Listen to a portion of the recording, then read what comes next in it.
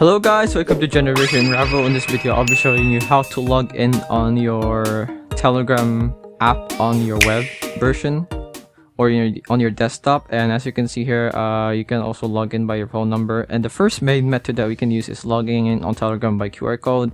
Just follow the settings the instructions that they're showing you here.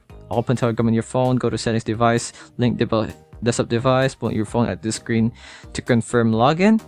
So let's head to our phone to show you just what it means.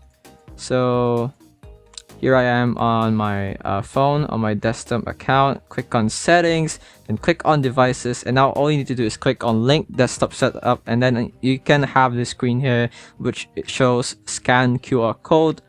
Unfortunately for me, it's gonna be showing all this darkness because I'm screen recording and my phone does not allow showing the camera for some reason.